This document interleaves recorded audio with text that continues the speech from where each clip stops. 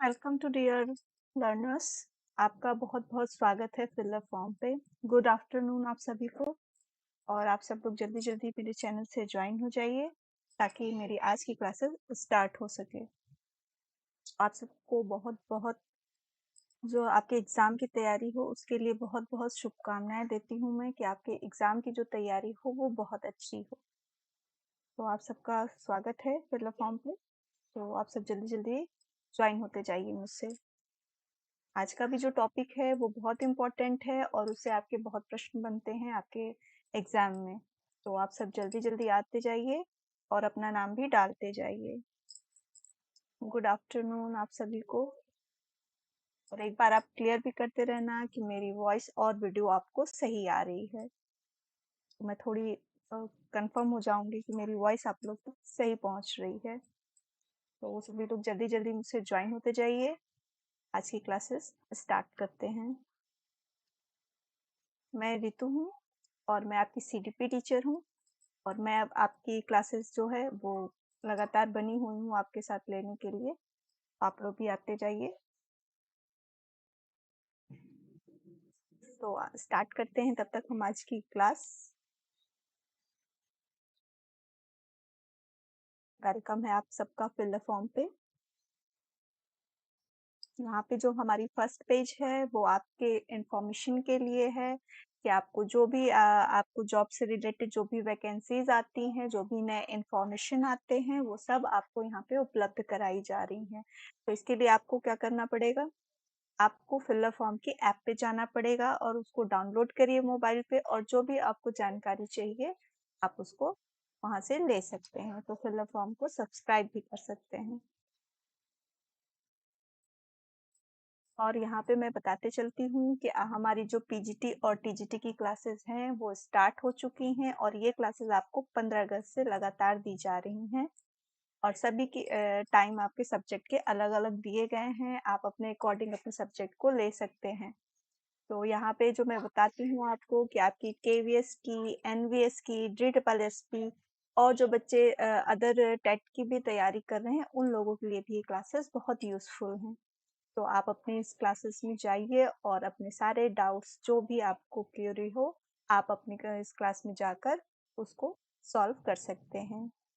और जो मैं बताती चलती हूँ, आपके जो टाइम है वो 8 AM पे आपकी करंट जीके मिल रही है, 9 AM पे आपको एसएसटी मिल रही है, 10 AM पे आपकी मैथ की क्लासेस होती हैं, और 12 PM पे आपकी जीके की क्लासेस है। जीके तो सभी के लिए कॉमन है, किसी भी एग्जाम के लिए आप तैयारी कर रहे हो तो उसमें आपकी जीके, जनरल नॉलेज, ये सब आती हैं। तो आप किसी भी एग्जाम की तैयारी कर रहे हो तो आप इस क्लास में जाके अपने नॉलेज को और बढ़ा सकते हैं। 1 PM जो बात करती हूँ मैं वो जनरल इंग्लिश की है। 1 PM आपको संस्कृत की क्लास मिल रही है, और 3 PM सीडीपी क्लासेस जो मेरी हैं, जो मंडे टू सैटरडे आपके लिए 3 PM पे मैं लेकर आती हूँ। 4 PM पे आपकी रीजनिंग की क्लास है, और 5 PM पे आपकी होम साइंस है। 6 PM पे आपकी इन्वायरमेंटल है, और 7 PM पे कंप्यूटर है। 10 PM पे आपकी जर्नल हिंदी है। बात करती हूँ मैं आगे की, आपकी सीटेट की बैचेज भी वो स्टार्ट हो चुकी हैं और आपके एग्जाम भी होने वाले हैं। अभी फिर भी टाइम है, लेकिन तैयारी में आपको अभी से लगना पड़ेगा। तो यहाँ पे जो हमारी सब्जेक्ट की क्लासेस स्टार्ट हो रही हैं वो 9 AM से आपकी एसएसटी की क्लास मिल रही है, जो आपके सेकंड बैच के लिए आती है। उसमें आपको तैयारी करने के लिए बहुत हेल्पफुल क्लास है। तो आप इसमें जाइए, पूरे एनसीईआरटी के बेस पे सारे आपको चैप्टर्स मिलेंगे तैयारी करने के लिए। मैथ्स है, जो बच्चे मैथ्स से रिलेट करते हैं वो आपको मैथ्स की क्लासेस ले सकते हैं। जर्नल इंग्लिश जो कि आपकी सीटेट में दोनों फर्स्ट लेवल और सेकंड लेवल में आती है, तो आपको जनरल इंग्लिश भी यहाँ पे तैयारी हो रही है। जो बच्चे लैंग्वेज से हैं, संस्कृत लैंग्वेज से हैं, उनके लिए भी ये क्लासेस बहुत यूजफुल हैं। सीडीपी क्लासेस जो आपके लिए दोनों लेवल में काम आती हैं, आपके हर टेट के एग्जाम में या आप टीचिंग से रिलेटेड जो भी एग्जाम दे रहे हैं उसमें आपकी सीडीपी पूछी जाती है। वो क्लासेस मैं आपकी ले रही हूँ। 4 PM पे आपको रीजनिंग है, और 6 PM पे इन्वायरमेंटल है, 7 PM पे कंप्यूटर, और 10 PM पे आपकी हिंदी की क्लासेस चल रही हैं। तो पूरा जो आपका सुबह से लेके रात तक तैयारी में हर कोई जुटा हुआ है। तो आप भी अपनी तैयारी को और बेहतर कर सकते हैं। Good evening, good afternoon Ruchi ji. Thank you. आपको मेरी क्लास में आते देख मुझे बहुत अच्छा लग रहा है। और अधिक जानकारी के लिए आप दिए गए नंबरों पर संपर्क करिए और फिल अ फॉर्म की ऐप से जुड़ते जाइए। ठीक है? चलिए फिर बात करते हैं हम आज की टॉपिक की। जो हमारा आज का टॉपिक है वो बहुत इम्पोर्टेंट है, जो कि हम अपने रोज के जीवन में हर तरफ से इसका बहुत प्रयोग करते हैं। हर चीज़ों में अगर हम अपनी सोच-विचार की चीज़ें को ना करें, तो कोई भी कार्य जो होता है, वो अच्छी तरीके से नहीं कर पाते। सुबह उठने से लेके रात तक सोने तक हमारे जो अंदर होती है थिंकिंग चलती रहती है, ठीक है? वो बच्चा हो, बड़ा हो, बूढ़ा हो, सबके अंदर एक सोच डेवलप होती रहती है। तो आज जो हमारा टॉपिक है, वो उसी से रिलेटेड है, थिंकिंग। यानी विचार या चिंतन जो हमारे मस्तिष्क की क्रियाएं हैं। आज हम इसके बारे में पूरी चर्चा करेंगे और यहाँ से जो मैंने टॉपिक उठाए ये एनसीईआरटी की बुक से उठाए हैं और सारे जो क्वेश्चन अभी तक आपसे पूछे गए हैं मैंने उसको लेकर सारे को आपके टॉपिक तैयार किए हैं ताकि आपका कोई भी प्रश्न एग्जाम में छूटे नहीं। चलिए तो फिर बात करते हैं आगे कि एक सही सोच को लेकर एक सही दिशा में बढ़ना। जो हमारा आप देख रहे हैं आप अपने पे positive thinking will let you do everything better than negative thinking will. सकारात्मक ही सोच आपको हर चीज में अच्छा कराएगी बजाय की नकारात्मक सोच को। तो हमें इसी सोच से अपनी क्लास को आगे बढ़ाना है एक पॉजिटिव थिंकिंग के लिए, ताकि हम हमेशा अपने जीवन में अच्छा करें, बेहतर करें। तो मैंने इसीलिए इस चीज को डाला आपको मोटिवेट करने के लिए और खुद को भी मोटिवेट होने के लिए कि हमारी हर क्लास आज से बेटर होगी। ठीक है? चलिए फिर आगे बढ़ते हैं। तो आज जिस टॉपिक में हम जो चर्चा करने वाले हैं वो क्या कि चिंतन आखिर होता क्या है, चिंतन की अर्थ क्या है, परिभाषा क्या है, इसके प्रकार क्या है और इसके साधन क्या है। ये सब जो मैंने टॉपिक्स उठाए हैं ये आपके जो क्वेश्चन आते हैं, जो आपके रिलेटेड क्वेश्चन है चिंतन से, उससे रिलेटेड मैंने इम्पोर्टेंट इम्पोर्टेंट टॉपिक्स को लिए हैं जो आपको अब पढ़ना है। तो सबसे पहले आप बताते जाइए कि चिंतन क्या है? आपके अनुसार चिंतन क्या है?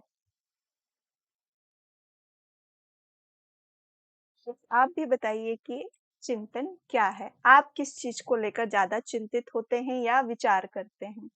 अभी तक जो बच्चे यहाँ पे तैयारी के लिए जुटे हैं, उनका मेन फोकस, उनका चिंतन जो है, उनको उस एग्जाम को क्रैक करना है और अच्छे से अच्छे नंबर को लाना है। ये हमारी हो गई चिंतन। तो जैसा कि आप यहाँ पे देख रहे हैं कि चिंतन क्या है, मानव में व्याप्त ऐसी मनोवैज्ञानिक क्रिया जिसमें वह समस्या विशेष के समाधान के लिए सोचता है या विचार करता है, वह चिंतन कहलाता है। चिंतन हम किसी समस्या को लेकर ही करते हैं, चाहे वो हमारे पढ़ाई का क्षेत्र हो, हमारे कार्य का क्षेत्र हो या हम किसी भी क्षेत्र में जाते हैं, तो किसी चीज पे विचार करने के लिए सबसे पहले किसकी आवश्यकता होती है? चिंतन की। समस्या, अगर हमारे पास कोई समस्या है, किसी चीज के विषय में हम सोच रहे हैं, तो उसको क्या करते हैं हम? समाधान करते हैं और उसका समाधान किसके थ्रू करते हैं? अपने विचार से, अपनी थिंकिंग से, अपने पूर्व अनुभव से, जो भी रिलेटेड है। जैसे अभी आप सभी लोगों में यही चिंतन होगा कि एग्जाम का पैटर्न क्या है में कैसे क्वेश्चन आएंगे, उसकी हमें तैयारी कैसे करनी है ना? तो ये सब चीज़ें आपके दिमाग में चल रही हैं। उस पे आप एक समाधान सोच रहे होंगे कि हमें इतने घंटे पढ़ाई करनी है, हमें इस सब्जेक्ट को इतना ध्यान देना है, कौन-सा सब्जेक्ट हमारा वीक है, किस पे हमको ज़्यादा फोकस करना है, जो हमारा स्ट्रॉन्ग है उसको किस चीज़ पे ज़्यादा और स्ट्रॉन्ग कर सकते हैं। तो ये सब जो लॉजिकल थिंकिंग है, ये सब कहाँ चल रही है? हमारे ब्रेन में चल रही है। क्या आप उसको देख सकते हैं? नहीं देख सकते, तो हम एक चीज और भी चिंतन के बारे में कर सकते हैं कि ये एक ऐसी मानसिक क्रिया, अदृश्य मानसिक क्रिया है जो हमारे मस्तिष्क में चलती है और जिसके आधार पे हम अपनी सारी समस्याओं का समाधान करते हैं। क्लियर है?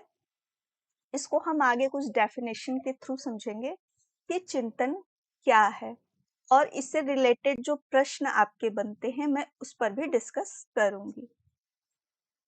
चलिए फिर जो सबसे पहली परिभाषा हम देखते हैं, गैरेट जी ने दी है कि चिंतन एक प्रकार की अदृश्य व्यवहार है जिसमें सामान्य रूप से प्रतिकूल का प्रयोग होता है।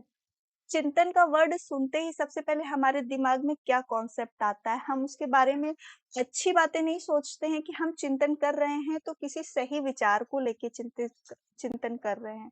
इसीलिए मैंने बोला जो हमारा चिंतन होना चाहिए वो पॉजिटिव होना चाहिए। पॉजिटिव थिंकिंग हमेशा सक्सेस दिलाती है।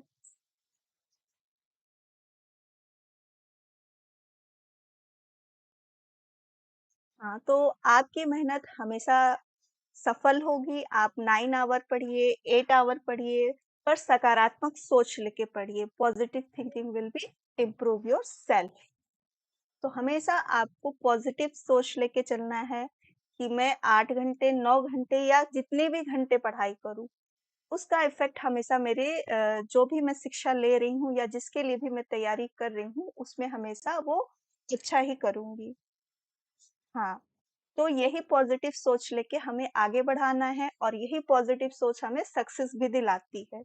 पहले ही किसी चीज़ को हम हार मान के कर ले कि ये हमसे नहीं होगा, तो जो हमारे करने की जो इच्छा होगी जिससे हम अभिप्रेरित होकर या मोटिवेट होकर किसी कार्य को करते हैं, वो चीज़ें पहले ही धराशायी हो जाती हैं, गिर जाती हैं। तो इसलिए सबसे ज़रूरी है कि हमें किसी भी चीज़ के बारे में अगर सोच रहे हैं, तो उसको हमें क्या लेके जाना है, पॉज़िटिव सोचना है। जैसे कि चिंतन एक प्रकार की अदृश्य मानसिक क्रिया है, जो हमारे मस्तिष्क में चलती है, जिसे हम देख नहीं सकते, पर हमें महसूस होता है और वो चिंतन करने वाला व्यक्ति ही उसको महसूस कर सकता है। और जिसका हम क्या कहते हैं, सामान्य रूप में प्रतिकूल प्रयोग होता है, जिसको हम एक बैड इफ़ेक्ट चिंतन शब्द सुन के ही जो उसका इमेज बनता है हमारे दिमाग में कैसा होता है कि हम बहुत टेंस हैं, बहुत परेशान हैं। तो यहाँ पे उन्होंने इस परिभाषा को परिभाषित किया। सबसे इम्पोर्टेंट जो आपकी आती है वो रॉस जी की परिभाषा आती है। ये बहुत सारे एग्ज़ाम में आपके रीट के एग्ज़ाम में, यूपी टेट के एग्ज़ाम में ये प्रश्न पूछा गया है और भी केवीएस में भी आया है। तो ये जो आपका क्रिया है ये ज़रूरी नहीं है कि आपके जिन्होंने कहा उनके ऊपर ही आ जाए। चिंतन किस प्रकार की क्रिया है, ये आपको ऑप्शन में भी दे सकता है। तो चिंतन क्या है? हमारी मानसिक क्रिया का ज्ञानात्मक पक्ष है। यानी कि जो भी हमारी क्रिया होती है वो हमारे संज्ञान से रिलेटेड है। अगर हमारे मस्तिष्क में जो क्रिया चल रही है वो हमारे संज्ञानात्मक पहलू से ही रिलेट करेंगे, कि हम किसी समस्या को कितना जानते हैं, कितना समझते हैं और उस पर क्या निर्णय लेते हैं। तो चिंतन क्या हुई? एक मानसिक क्रिया है जो जिसका पक्ष क्या है? ज्ञानात्मक पक्ष। ज्ञानात्मक पक्ष को संज्ञानात्मक पक्ष भी कहते हैं। दूसरी परिभाषा हम देखते हैं कि कॉगन तथा हेमन जी ने जो दी थी, प्रतिमाओं, प्रतीकों, संप्रत्तियों, नियमों एवं अन्य मध्यस्थ इकाइयों के मानसिक जोड़-तोड़ को चिंतन कहा जाता है। यानी जब कोई समस्या हमारे सामने होती है तो उससे रिलेटेड इमेज यूज़ करते हैं। उससे रिलेटेड जो हमारे संप्रत्यय हैं, जो हमारे नॉलेज हैं, उसको रिलेट करते हैं। फिर उस पे एक नियम बनाते हैं। फिर इन सबों को जोड़-तोड़ के जो हमारा निष्कर्ष निकलता है, वो हमारा चिंतन होता है। तो इन्होंने वही कहा कि प्रतिमाओं, प्रतीकों और संप्रत्यय नियमों के मध्यस्थ इकाइयों के जोड़-तोड़ को हम चिंतन कहते हैं। क्लियर है मेरी बात?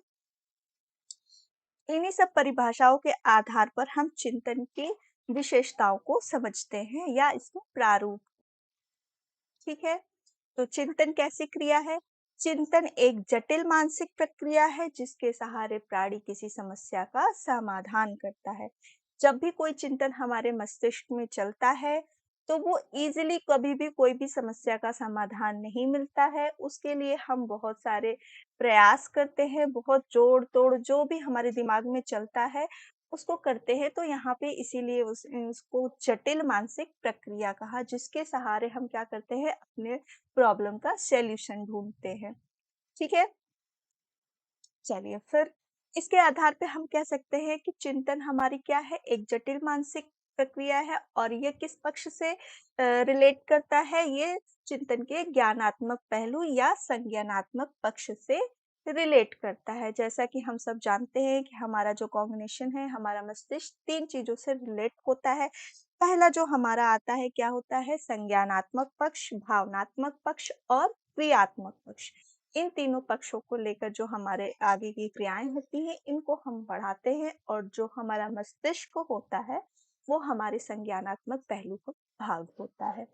वो उस पर क्रिया करता है। तो इस प्रकार से हम क्या कह सकते हैं कि चिंतन की प्रक्रिया की शुरुआत किससे होती है? समस्या से।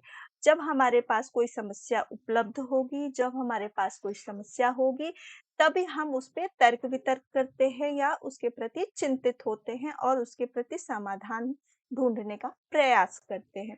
तो इसलिए सबसे पहले जो हमारी विशेषता होती है कि चिंतन की प्रक्रिया की शुरुआत कहाँ से होती है? तो वो समस्या से शुरू होती है। नेक्स्ट जो बात करती हूँ मैं, चिंतन में सभी भिन्न-भिन्न पहेलियों के समाधान को एक साथ संयोजित किया जाता है। किसी भी समस्या का समाधान करने के लिए हम कई तरह के कल्पना करते हैं कि इस मेथड से या इस वे से किसी भी एक समस्या के लिए हम कई तरीके अपनाते हैं कि हम किस-किस तरीके से उसको सॉल्व कर सकें। Good afternoon Priya ji. तो चिंतन को कैसे-कैसे हम जो तरीके अपनाते हैं कि हम किस-किस थ्रू से अपने जो हमारी प्रॉब्लम है उसको सॉल्व करना है। फिर इन सबको एक साथ संयोजित करते हैं, जोड़ते हैं और फिर किसी सॉल्यूशन पहुँचते हैं। ठीक है? प्रत्येक चिंतन का उद्देश्य समस्या को सुलझाना होता है। जैसा कि आपकी परिभाषा से ही क्लियर हो गया है कि हम जब किसी चीज़ के प्रति चिंतन करते हैं, तो वो हमारा लक्ष्य निर्देशित होता है और जब तक हम उस समस्या का समाधान नहीं पा जाते, तब तक हमारे दिमाग में वो मस्तिष्क की क्रियाएँ चलती रहती हैं, वो चिंतन की प्रक्रिया चलती रहती है। तो वो तब तक चलती रहेगी जब तक हम अपनी समस्या का समाधान ढूँढ नहीं लेते हैं। फिर क्या है चिंतनगत अनुभूतियों शामिल होती हैं। जो भी हम चिंतन करते हैं वो हमारे पूर्व अनुभव पे आधारित होते हैं। हम उन पूर्व अनुभवों के आधार पे जो भी हमारे पास उस समस्या से संबंधित पूर्व ज्ञान है, जो पहले से ज्ञान हम हमारे पास है, उसको जोड़ते हुए हम नए ज्ञान का सृजन करते हुए उस समस्या का हल करते हैं। तो यहाँ पर हम चिंतन में अपनी पूर्व अनुभूतियों को शामिल करते हैं। जो हमारे पूर्व अनुभव है उसको शामिल करते हुए हम किसी समस्या को समझते हैं, उस पे एक निश्चित निष्कर्ष लेते हैं। ठीक है? समस्या समाधान की विधि प्रयत्न व भूल विधि का एक उदाहरण है। ठीक है? समस्या का समाधान जब हम किसी समस्या को सॉल्व करने चलते हैं, तो जो हम चिंतन करते हैं और जो हमने निष्कर्ष लिया, ऐसा ज़रूरी नहीं है कि जो हमने चिंतन किया और जिस पे हमने अप्लाई किया, वो सक्सेस ही हो। जैसे कि आपने एग्ज़ाम की तैयारी करी और आप एग्ज़ाम दे दिए। उसमें आपके एक आध नंबर से आपके किसी सब्जेक्ट में रुक गए, तो फिर आप क्या करते हैं? आप अपने भूल से उस चीज़ को फिर से सुधारने की कोशिश करेंगे कि हमारी त्रुटि आखिर हुई कहाँ थी? उस चीज़ को और बेटर करेंगे। फिर तो एक तरह से समस्या समाधान में हम अपने जो भूल हमसे हुई हम उसको सुधारते हुए फिर से प्रयास करेंगे और उस समस्या का हल करेंगे। तो एक बार ये भी प्रश्न आपके बनते हैं कि समस्या समाधान की विधि प्रयत्न एवं भूल की विधि कहा जा सकता है या नहीं कहा जा सकता? तो बिल्कुल कहा जा सकता है, क्योंकि जहाँ पे हम अपने पूर्व अनुभव को संयोजित करते हैं, वो प्रत्यय एवं भूल के आधार पे ही करते हैं। हमने जो पिछली त्रुटियाँ करी थी किसी समस्या को समाधान करने में, तो हम जब दोबारा उस पे प्रयास करेंगे, तो हम उस बातों को ध्यान में रखेंगे कि ऐसी गलतियाँ हमसे दोबारा ना हो और हम उसको और अच्छी तरीके से सॉल्व करने की कोशिश करेंगे।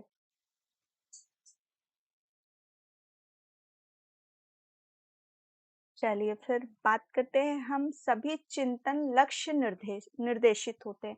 हम किसी भी विषय के बारे में सोचते हैं, तो वो हमारा एक लक्ष्य, एक उद्देश्य लेके चलते हैं, उसको सोचते हैं। ठीक है? जिस भी चीज़ के बारे में चिंतन करते हैं, हम अपनी परीक्षा के बारे में भी चिंतन करते हैं, उसका भी हमारा एक उद्देश्य है कि हम अब उसके बारे में क्यों सोच रहे हैं।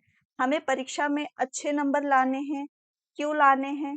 इसका भी उद्देश्य है कि हमें अपना मेरिट अच्छा बनाना है, जिसका हमने टारगेट रखा है, उसमें हमको सफलता मिले। हमें एक शिक्षक बनना है, तो हम उस चीज़ के प्रति ज़्यादा जागरूक होंगे और उस चीज़ को और अच्छे से सोचेंगे और हमारा जो एम है, वो टारगेट जो है, वो पहले से निर्देशित है और हमें उसको पाना है। तो जब तक भी कोई चिंतन लक्ष्य निर्देशित नहीं होगा, हम उसको समाधान नहीं कर पाएँगे। तो इसीलिए जो भी हमारा चिंतन होता है, वो किसी भी वस्तु के बारे में उसको एक निश्चित परिणाम पे पहुँचाने के लिए हमारा लक्ष्य जो होता है, वो निर्देशित होता है। एक डायरेक्ट एक कह सकते हैं एक सीधे वे भी चलता है। फिर जो हम चिंतन में यूज़ करते हैं, वो क्या करते हैं? भाषा। चिंतन की जो आधारशिला है भाषा। चिंतन को अभिव्यक्त जो हम करते हैं अपनी भाषा के द्वारा। भले वो हमारे मस्तिष्क में चलती है, पर वो हमारे क्रियाओं और भाषा के द्वारा परिलक्षित होती है, व्यवहार के रूप में हमें दिखती है कि हम किसी चीज़ के प्रति चिंतित हैं। यह प्रतीकों के माध्यम से भी होता है, हमारे इमेज जो बनते हैं, हम किसी समस्या को एक इमेजिनेशन करते हैं अपने दिमाग में, तो प्रतीकों का भी स्थान होता है, प्रतिमाओं का भी काफ़ी योगदान होता है। जो भी इमेज हमारे दिमाग में उस समस्या से लेकर रिलेट होके बनती हैं, तो इनका भी हमारे चिंतन में विशेष रूप से योगदान होता है। और जो भी चिंतन हमारा होता है वो क्या होता है? मोटिवेशनल होता है, अभिप्रेरित होता है, हमारी आंतरिक अभिप्रेरणा से अभिप्रेरित होकर हम किसी व्यवहार को करते हैं। क्लियर है मेरी बात?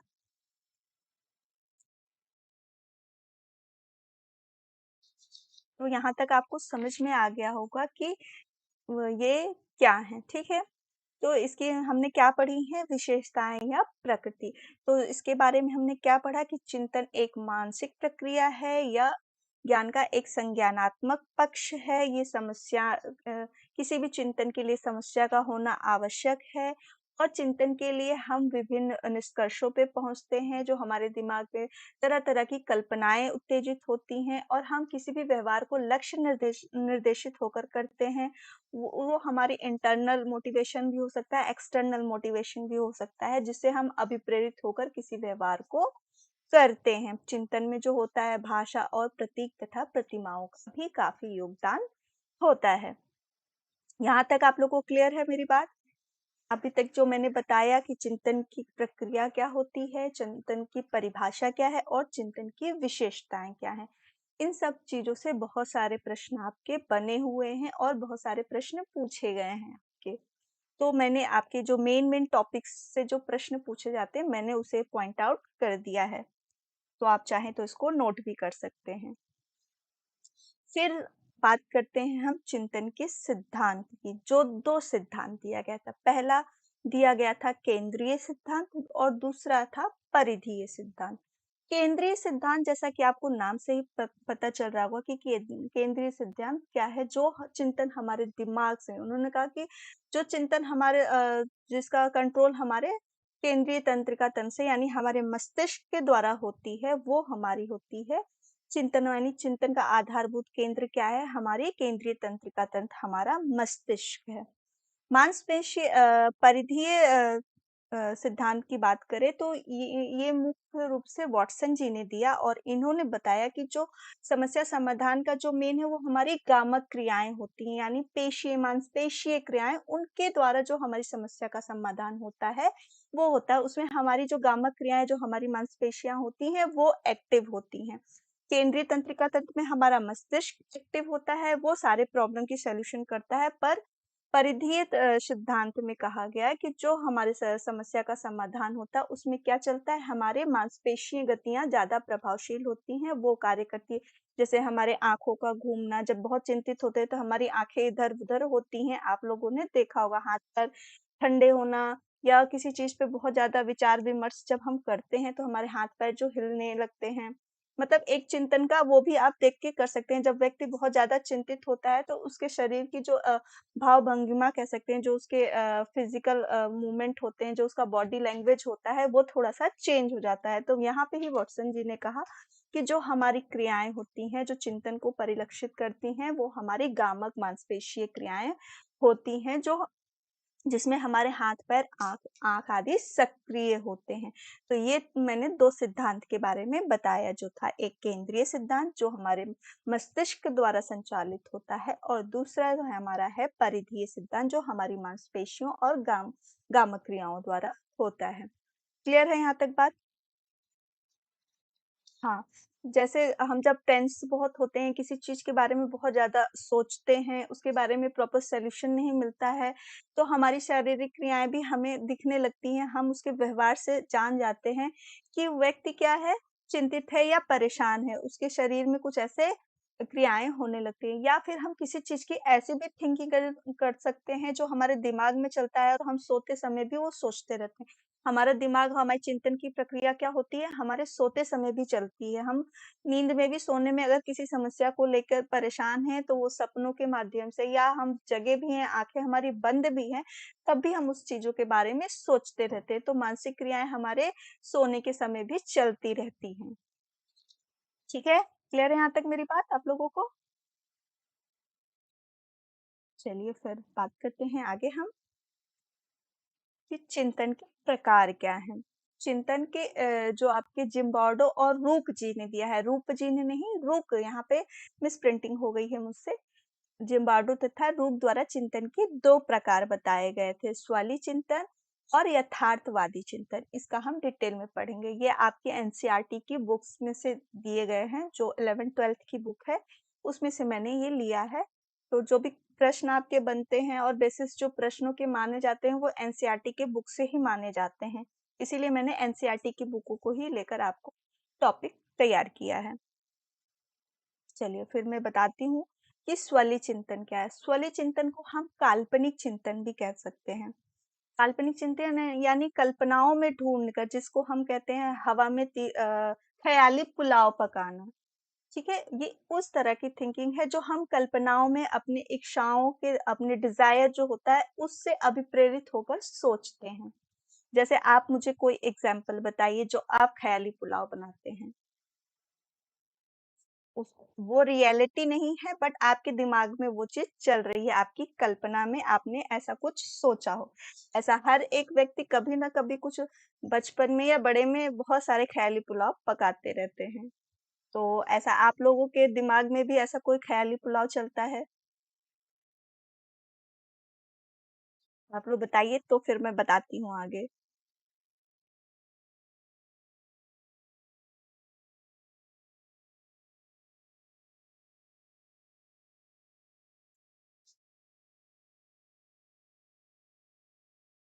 चलिए फिर मैं, आप लोग का जवाब नहीं आ रहा है तो मैं बताती हूँ। स्वलीय चिंतन काल्पनिक विचारों और इच्छाओं की अभिव्यक्ति है, जो हम इमेजिनेशन अपने दिमाग में करते हैं।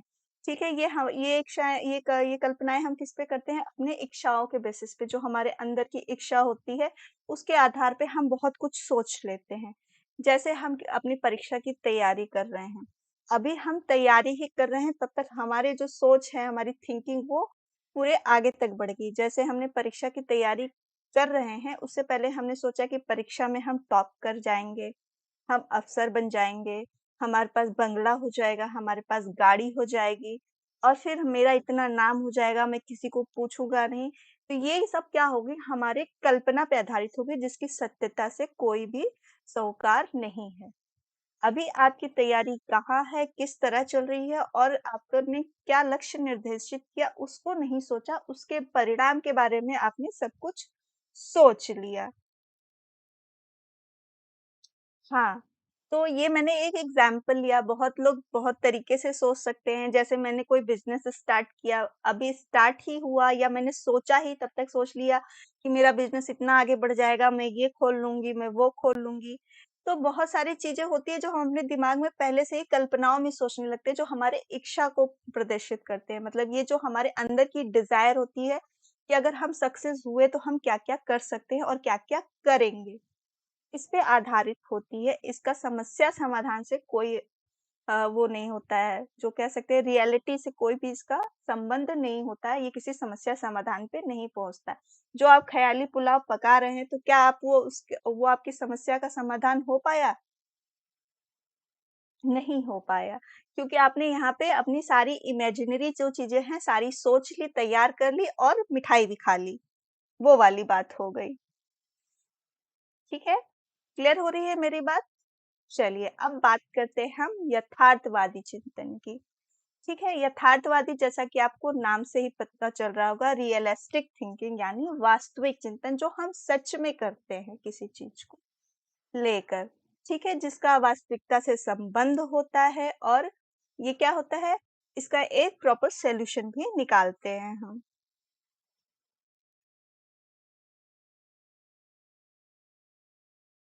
ठीक है, यथार्थवादी चिंतन। ठीक है, यथार्थवादी चिंतन जैसे कि हम उस समस्या में किसी में पड़ गए और उसको सोचा, विचारा, फिर एक प्रॉपर सॉल्यूशन पे पहुँच गए और उस समस्या का समाधान हो गया, जो हमारे सामने वास्तविक रूप में हमें दिखाई दे रहा है और हमने उसका एक प्रॉपर सॉल्यूशन ढूँढ लिया। वो हो गया हमारा यथार्थवादी चिंतन।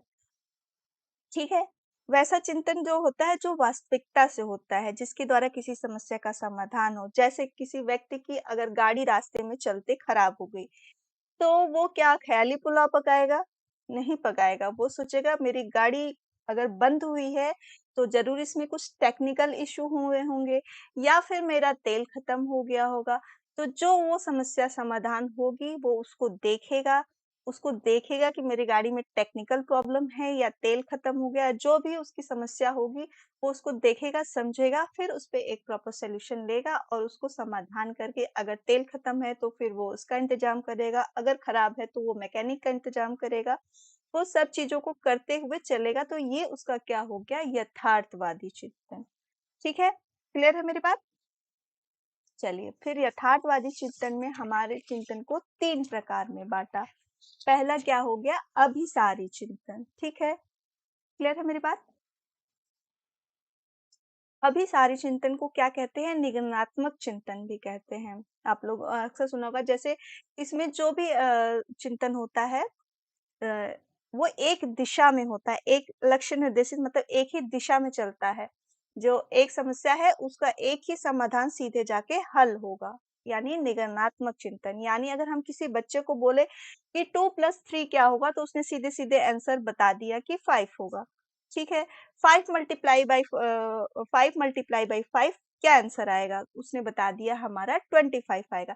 ये क्या हो गया कि हमने कुछ तथ्य दे दिए और उसने उसपे निष्कर्ष निकाल दिया। ये हमारा हो गया एक दिशा में सोचते हुए एक निश्चित निष्कर्ष पे पहुँच जाना। यानी जो तथ्य दिए हमने उसके आधार पे उसका निष्कर्ष निकाल दिया। ये हमारा होता है अभिसारी चिंतन। क्लियर है मेरी बात?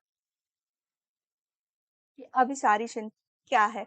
अभिसारी चिंतन एक दिशा में चलता है और इसके लिए पहले से तथ्य दिए हुए होते हैं और उन तथ्यों के आधार पे ही हम अपना निष्कर्ष चिंतन करके निष्कर्ष निकाल देते हैं। सीधे-सीधे जैसे हम कोई भी मैथ के प्रॉब्लम्स बच्चों को नियम बेसिस समझा दिया, ये दे दिया प्रॉब्लम और बच्चों ने उसको सॉल्व कर दिया। ये हमारा हो गया अभिसारी चिंतन। नेक्स्ट जो हम बात करते हैं क्या बात करते हैं? सृजनात्मक चिंतन या क्रिएटिव थिंकिंग, इसको हम अपसारी चिंतन भी कहते हैं। ठीक है, इसको हम अगनात्मक चिंतन भी कहते हैं, जिसमें बच्चे को कुछ एग्जाम्पल्स देके उसके थ्रू में वो नई नई चीजों को जो तथ्य दिए हैं उसमें नए तथ्यों को वो जोड़कर उस समस्या का समाधान करता है। वो कहलाता है हमारा अपसारी चिंतन या सृजनात्मक चिंतन, यानी दिए गए तथ्यों में नए तथ्य को जोड़कर किसी समस्या के समाधान पर पहुंचना। इसके लिए उसके जैसा मैंने आपको इस पिक्चर में दिखाया है कि बच्चा पहले क्या करेगा सॉरी पहले वो क्या करेगा किसी चैलेंज को पहचानेगा, ठीक है? इसको करेगा, फिर उसको एक्सप्लोर करेगा, यानी उसको और खोजेगा, तर्क-वितर्क करेगा। फिर उसके लिए एक फ्रेम रचना करेगा कि हमारी क्या प्रॉब्लम हुई, हमने कैसे उसको सॉल्व किया। फिर उससे रिलेटेड उसके दिमाग में एक आइडिया आएगा जिसके उस बेसिस पे वो समस्या को समाधान करेगा। फिर वो समस्या का समाधान करेगा और उसके बाद उसपे एक्शन वो लेगा या प्लान करेगा। जैसे इस पे आपने सूझ की अंतर्दृष्टि सिद्धांत को पढ़ा होगा। ये उसी बेसिस पे आधारित है कि हम जो सूझ का निर्माण सृजनात्मक करते हैं, जो हमारे तथ्य दिए, उसको हमने इंक्लूड किया और उसके बेसिस पे इंफॉर्मेशन को चेंज करके नया कुछ बनाया। ठीक है? क्लियर है मेरी बात आप लोग को यहाँ तक? जैसे अगर हमने एक एग्जाम्पल के थ्रू और भी समझ सकते हैं, जैसे हमने किसी का आईक्यू लेवल निकालने के लिए दिया और बच्चे ने उस फॉर्मूले के बेसिस पे निकाल दिया। ठीक है, ये तो हमारा हो गया आपका अभिसारी चिंतन कि उसने तथ्य दिए गए थे उसके बेसिस पे निकाल दिया। अब सारी चिंतन को अगर समझेंगे कि बच्चे ने उसको तो निकाला, निकालने के बाद उसे पता चला कि हमारा जो आईक्यू आया 140 आया, तो उसने उसमें नए तथ्य क्या जोड़ दिया? कि ये बच्चा क्या है, बहुत ज़्यादा प्रतिभाशाली है, ये जिस क्षेत्र में जाएगा उसमें बहुत आगे काम करेगा, इसके लिए ये क्षेत्र बहुत अच्छा है, इसकी परफॉर्मेंस कैसी होगी, उसने अपने आधार पे कुछ नए तथ्य को इंक्लूड करके अपना एक निष्कर्ष निकाला। ये हमारा हो गया सृजनात्मक चिंतन। क्लियर है मेरी बात यहाँ तक आप लोगों को? तो अभिसारी चिंतन और अपसारी चिंतन आपको क्लियर हो गया होगा। अभिसारी चिंतन में जो तथ्य दिए होते हैं हम सीधे उसके निष्कर्ष को पे पहुंच के समस्या का समाधान करते हैं, और जो सृजनात्मक चिंतन हमारा अपसारी चिंतन होता है उसमें हम दिए गए तथ्यों में नए तथ्यों को जोड़कर एक समस्या के समाधान पर पहुंचते हैं। ठीक है, चलिए फिर नेक्स्ट जो हम बात करते हैं, आलोचनात्मक चिंतन, इवेल्युएट थिंकिंग। ठीक है, जिसपे हम किसी तरह का तर्क वितर्क करते हैं, सोचते हैं। जैसे मैंने आपको पिक्चर के थ्रू यहाँ पे दिखाया, where, when, how, what, who, why, मतलब किसी भी जो भी समस्या है वो क्यों है, कहाँ से आई है, कैसे आई है, ये सब हम जहाँ पे आलोचनात्मक करते हैं, उसके गुण और दोष को देखते हुए किसी निष्कर्ष पे पहुंचते हैं, वो हमारा होता है आलोचनात्मक चिंतन। ठीक है, क्लियर है मेरी बात यहाँ तक आप लोगों को? चलिए, तो ये हमारा हो गया आलोचनात्मक चिंतन की किसी भी समस्या पे हम तर्क वितर्क करते हैं, उसके गुण दोषों के आधार पर आगे करते, पूरी चीजें परखते हैं, उसको परख के उस पर चिंतन करते हैं, तो वो हमारा हो जाता है आलोचनात्मक चिंतन। ठीक है, इसी आधार पे कुछ सामान्य प्रकार के चिंतन के प्रकार बताए गए, वो हमारा होता है मूर्त चिंतन। मूर्त चिंतन किसको कहते हैं? मूर्त चिंतन जो चीजें हमें दिखाई दे रही हों और हम उसके बारे में कुछ इमेज कर रहे हैं, कुछ सोच रहे हैं, वो हमारा होता है मूर्त चिंतन। ये प्रकार का जो चिंतन होता है, ये स्पेशली 4 से 7 साल के बच्चों में होता है, जो चीजों को देखते हैं, एनालाइज करते हैं, फिर अपना निष्कर्ष देते हैं। जैसे किसी बच्चे ने एक हाथी को देखा और गणेश जी को देखा, तो फिर दोनों को एक साथ वो किया कि हाथी के मुख दिखने वाले गणेश जी हैं। ये उसका हो गया मूर्त चिंतन कि उसने दोनों को एक जैसा देखा, सिमिलर किया, बताया कि ये गणेश जी हैं, ऐसे दिखते हैं। ये उसका क्या हो गया? मूर्त चिंतन, जो उसने दो चीजों को प्रत्यक्ष रूप में अपने सामने देखा और उसके बाद उस पे एक निष्कर्ष निकाला। अमूर्त चिंतन जो होता है, ये स्पेशली किशोरावस्था में होता है। जो चीजें हमारे दिमाग में है, जो चीजें हमें दिखाई नहीं दे रही हैं, फिर भी हम उसके बारे में चिंतन करते हैं। जैसे आप कभी रास्ते में जा रहे हैं और आपको किसी वाहन पे प्लस का निशान दिख रहा हो, या कहीं और मेडिकल चीजों पे प्लस का दिखान दे रहा हो, तो वो तो सिंबल केवल प्लस का है, रेड कलर का है, ये पता है। लेकिन उससे आपके समझ में क्या एक चिंतन हुआ कि ये हॉस्पिटल का साइन है, ये चिकित्सीय संबंधित साइन है। उसमें सिर्फ आपको एक प्लस का साइन दिख रहा है, लेकिन आपने इमेजिनेशन क्या-क्या कर लिया कि ये हॉस्पिटल का साइन है, ये सुरक्षा सेफ्टी को लेकर है। तो ये हो गया अमूर्त चिंतन, जो आपके दिमाग में चल रहा है, जो आपको किसी को दिखाई तो नहीं देता, बट हमारे दिमाग में चलता है। फिर हमारा आता है काल्पनिक चिंतन, जिसको हम अपने पूर्व अनुभव के आधार पर नए अनुभव से जोड़ते हैं, वो हमारा होता है काल्पनिक चिंतन। ठीक है, क्लियर है मेरी बात? फिर उसके बाद आता है हमारा तार्किक चिंतन। तार्किक चिंतन को कह सकते हैं श्रेष्ठ चिंतन। ठीक है, ये चिंतन का सबसे अच्छा क्वालिटी, जिसमें हम सारे आगमन, निगमन, विश्लेषण, संश्लेषण, सारी विधियों का प्रयोग करते हुए किसी समस्या पे समाधान पे पहुंचते हैं। इसीलिए जॉन डेवी जी ने इसको सबसे सर्वश्रेष्ठ चिंतन कहा, तार्किक चिंतन को। ये हमारे चिंतन के सामान्य प्रकार थे। क्या थे? मूर्त चिंतन, अमूर्त चिंतन, काल्पनिक चिंतन और तार्किक चिंतन। मूर्त चिंतन जो होता है सबसे नीचे का चिंतन होता है, ये स्पेशली बच्चों में होता है। अमूर्त चिंतन उससे थोड़ा ऊपर होता है, वो किशोरावस्था में होता है। और काल्पनिक चिंतन थोड़ा सा और आगे होता है, जो हमारे पूर्व अनुभव पर आधारित होता है। उसके बाद जो हमारा आता है तार्किक चिंतन, जो श्रेष्ठ चिंतन है, जिसमें हम सारी विधियों का प्रयोग करके किसी समस्या के समाधान पर पहुंचते हैं। ठीक है, फिर चलिए अब हम नेक्स्ट बात करते हैं चिंतन के साधन, टूल्स ऑफ थिंकिंग। थिंकिंग के क्या क्या टूल्स हैं? ठीक है, चिंतन के जो साधन है, फर्स्ट हमारा जो आता है वो होता है प्रतिमा, इमेज। जब भी हम किसी समस्या को लेके चलते हैं, उससे संबंधित हमारे दिमाग में क्या बनते हैं? कुछ इमेजेस बनते हैं या हमारे जो पुराने इमेजेस होते हैं, उनसे रिलेट करके हम समस्या को देखते हैं, वो हमारी होती है प्रतिमा। नेक्स्ट जो हम बात करते हैं भाषा। किसी भी समस्या को हम किस रूप में अभिव्यक्त कर सकते हैं, उसके लिए सबसे इम्पोर्टेंट होती है हमारी भाषा। भाषा के ही माध्यम से हम अपनी समस्याओं को, अपने चिंतन को अभिव्यक्त कर सकते हैं। इसलिए कह सकते हैं कि चिंतन की जो मुख्य आधारशिला है वो हमारी भाषा है। फिर जो सबसे इम्पोर्टेंट हमारा आता है संप्रति यानी कॉन्सेप्ट। कॉन्सेप्ट क्या है? कॉन्सेप्ट क्या है? किसी वस्तु के, व्यक्ति के गुण आदि भावों के बारे में जो हमारे प्रत्यय निर्माण होते हैं, वो होते हैं हमारे संप्रत्यय। उस व्यक्ति के, वस्तु के जो विशेष भाव और गुण होते हैं, उसके बारे में जो हमें ज्ञान प्राप्त हो जाता है, वो होता है हमारा संप्रत्यय। कोई व्यक्ति का स्वभाव कैसा है, अच्छा है, बुरा है, उसके बारे में हमने एक संप्रत्यय का निर्माण कर लिया, उसके बारे में जान लिया। किसी वस्तु या क्रिया का भाव कैसा है, स्वाद का कह सकते हैं, खट्टा लगना, मीठा लगना, सेब हमें कैसा लगता है, हमने उसको खा के जान लिया कि ये मीठा लगता है। फल, कौन सा फल किस स्वाद का है, उसको खा के हमने जान लिया कि इसका स्वभाव कैसा है। तो उस वस्तु या व्यक्ति के गुण के बारे में हमें पता चल गया, वो हमारा हो गया कॉन्सेप्ट यानी संप्रत्यय। किसी वस्तु, व्यक्ति के स्वभाव और गुण के बारे में एक विचार का निर्माण करना होता है संप्रत्यय।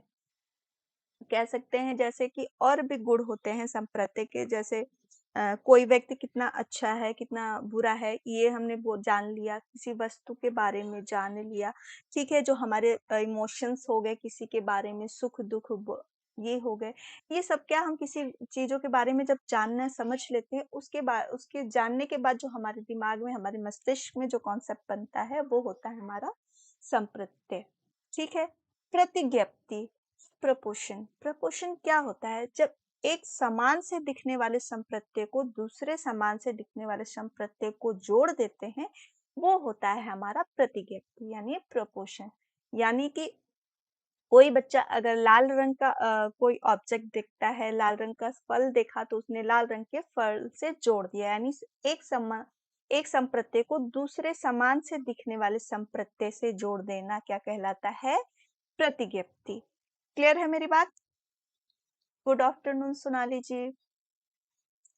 तो इसके जो मेन टूल्स हमारे क्या हैं? प्रतिमा, हम किसी भी समस्या या समाधान को लेकर कुछ अपने दिमाग में इमेज बनाते हैं, उसको लेकर हम सॉल्यूशन करते हैं।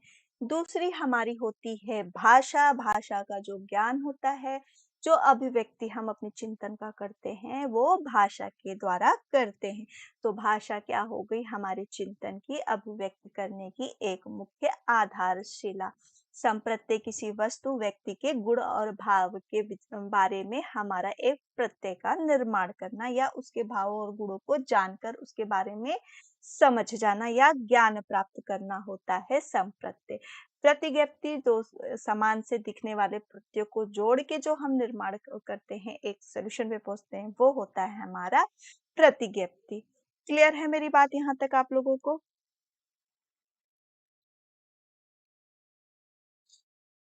चलिए, अब ये हमने बताया आपको चिंतन के साधन।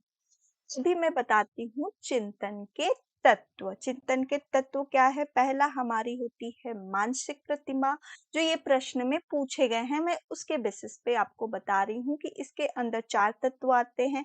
पहला जो हमारा आता है मानसिक प्रतिमा, यानी किसी चीज के बारे में समस्या का, कोई समस्या को लेकर चलना, उसके बारे में एक इमेज बनाना। तर्कड़ा करना, तर्कड़ा करना क्या होता है? जो समस्या हमारे सामने आ गई, उसके ऊपर हम लॉजिकल रूप से कुछ सोचते हैं, तर्क-वितर्क करते हैं, जैसा आपको शब्द से ही पता चल रहा होगा कि तर्कड़ा करना। उस समस्या से संबंधित हम जो-जो सॉल्यूशन निकालने के लिए जो राह ढूँढते हैं, जो कल्पना करते हैं, जो हाइपोथेसिस बनाते हैं, वो हो गया हमारा तर्कड़ा। फिर आ गया हमारा निर्णयन। निर्णयन जो हम बहुत सी चीज़ों को देखते हुए उसमें से कोई एक वस्तु को चुनते हैं, वो हमारा होता है निर्णय। जैसे हमने किसी समस्या को देखा, समस्या से संबंधित डिफरेंट हाइपोथेसिस बनाए और उन हाइपोथेसिस में से एक को चुन लिया। ठीक है, चुन के फिर समस्या का समाधान, चौथा जो हमारा तत्व आ गया समस्या का समाधान, कि उन सब चीजों को मिलाकर हमने अपनी समस्या का समाधान कर लिया। तो ये जो हमारे होते हैं चिंतन के तत्व क्या होते हैं? मानसिक प्रक्रिया, तर्कड़ा, निर्णयन और समस्या का समाधान। तो कभी भी आपसे प्रश्न पूछे कि समस्या के तत्व क्या हैं, तो आप क्या बताएंगे? मानसिक प्रतिमा, तर्कड़ा, निर्णयन और समस्या समाधान। आपके बेसिकली इन चारों पॉइंट्स को ही उठा के प्रश्न पूछे जाते हैं, इसलिए मैंने इसको इसमें इंक्लूड किया। चिंतन के साधन क्या हैं? आपकी प्रतिमा है, भाषा है, संप्रत्यय है और प्रतिज्ञप्ति है। एक जो मैटर जो छूटा कि समस्या के चरण क्या हैं या सोपान कह सकते हैं। ये भी आपसे आपको एक क्रम में जोड़ने के लिए आ सकता है, 2 में से 1 सही छाँटने के लिए आ सकता है या 2 में से आपको बताना होगा कि कौन-सा सही है, कौन-सा गलत है। उसके आधार पे बस आप इसके नाम को भी जान लेंगे तो आपके लिए बहुत ही यूज़फुल हो जाएगा।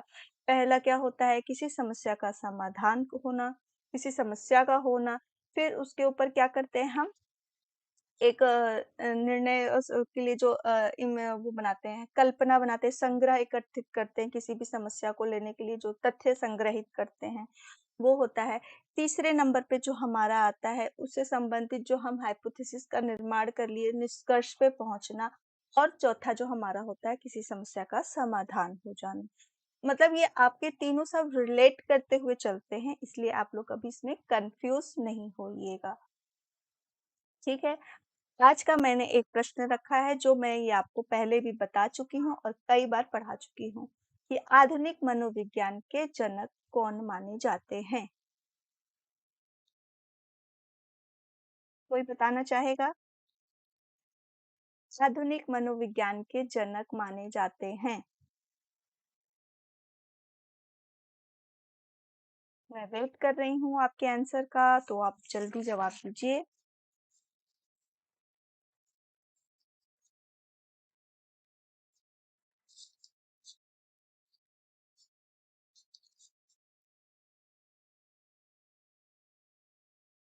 चलिए इसका जवाब मैं ही देती हूँ कि आधुनिक मनोविज्ञान के जनक विलियम जेम्स को कहते हैं।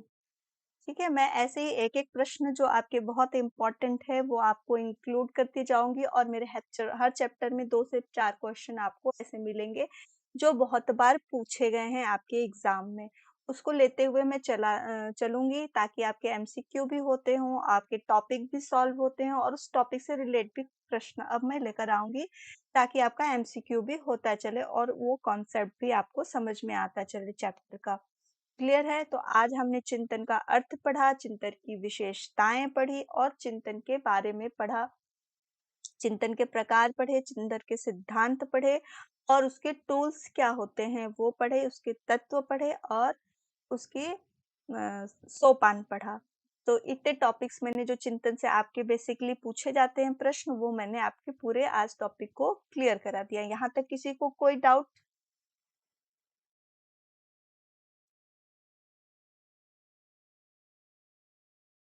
चलिए, तो आई होप कि आप लोग को यहाँ तक कोई डाउट ना हुआ हो और आगे की जो मेरी टॉपिक हो मैं इससे भी बेटर ले आऊँ, तो इसके लिए आप लोग का फीडबैक देना बहुत ज़रूरी है कि जो मैं आपको समझा रही हूँ वो अच्छे से क्लियर हो रहा है या नहीं, ठीक है?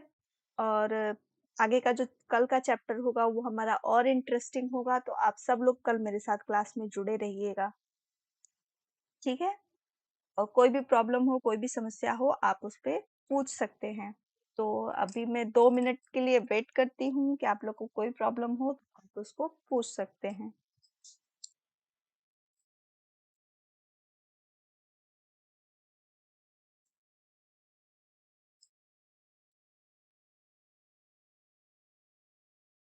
चलिए फिर बात करती हूँ मैं, आपको नोट्स से संबंधित कोई भी क्वेरी हो तो आप इस नंबर पे कॉल करिए और फिल द फॉर्म पर भी जा सकते हैं। इसके लिए आपको अपने मोबाइल में इस ऐप को डाउनलोड करना पड़ेगा। फिर हमारी पीजीटी और टीजीटी की जो क्लासेस हैं वो स्टार्ट हो चुकी हैं और ये 15 अगस्त से स्टार्ट है। आप अपने सब्जेक्ट के अकॉर्डिंग उस क्लासेस को ले सकते हैं। तो टाइम टेबल याद कर लेना अच्छे से और देख लेना, हमारी सीटेट की बैच भी स्टार्ट हो चुकी है। और किसी भी तरह की कोई भी इंफॉर्मेशन आपको चाहिए तो फिल फॉर्म पे जाइए या इस नंबर पे कॉल करिए। तो यहाँ पे आप नोट कर लीजिए, देख लीजिए कि हमारी जो क्लासेस हैं वो स्टार्ट हो चुकी हैं। ये आपको फिर से रिमेम्बर कराने के लिए लास्ट में डाली गई हैं कि आप इसको भूले नहीं। और अपना फीडबैक भी देना बिल्कुल नहीं भूलिएगा। ठीक है, मैं हर रोज़ कहती हूँ कि आपका एक फीडबैक भी हमें बहुत मोटिवेट करेगा। कोई भी अगर हमारी क्लास अच्छी लगती है तो आप ज़रूर इसको फीडबैक देना और मेरी क्लास अगर आपको अच्छी लगे तो वीडियो को लाइक ज़रूर करना।